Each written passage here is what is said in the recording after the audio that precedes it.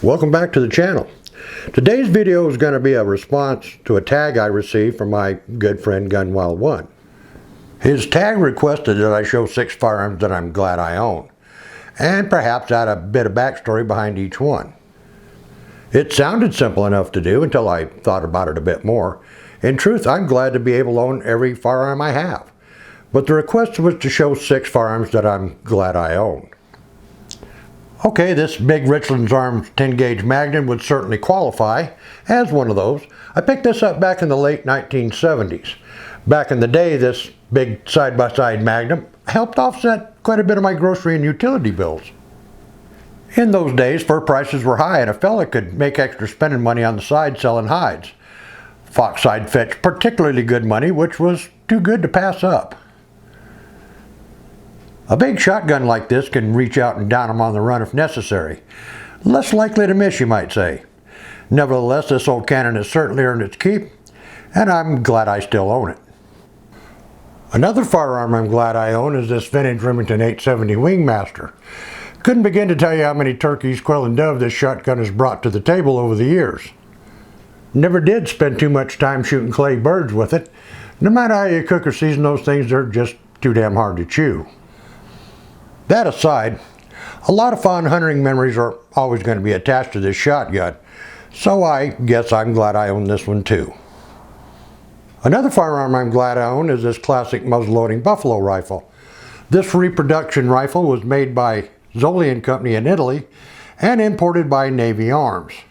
It's actually a carbine-linked variant of the 1863 Remington Zouave rifle.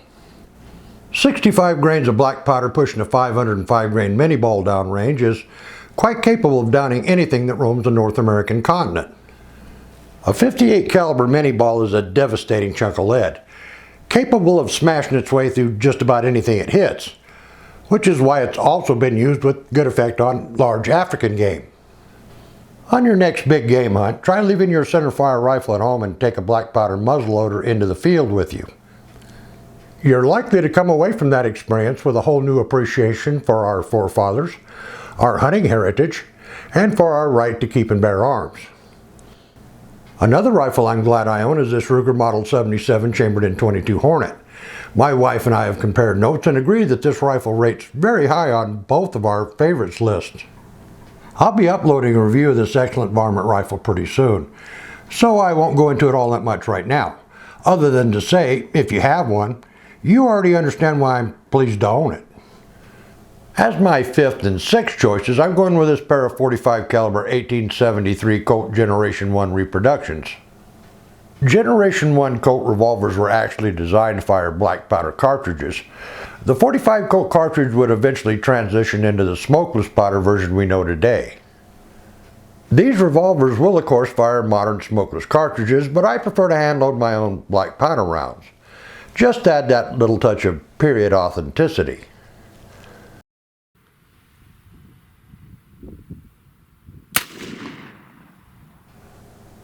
Well, that concludes today's list of firearms that I'm glad I own, but not the entire list. So rather than turn this into some sort of feature-length extravaganza, I'll go ahead and stop here. I do appreciate the opportunity to take part in this round of Tag Gunwild. For those of you not subscribed to his channel, do yourself a favor by heading over and hitting that subscribe button. You'll be glad you did. I'll leave a link for you down below. To keep this tag rolling, I'd like to tag Batjack JW and Alaskan Ballistics. Both are great guys with channels I highly recommend. You'll also find links to their channels down below. Until next time, practice often, shoot straight, and thanks for stopping by.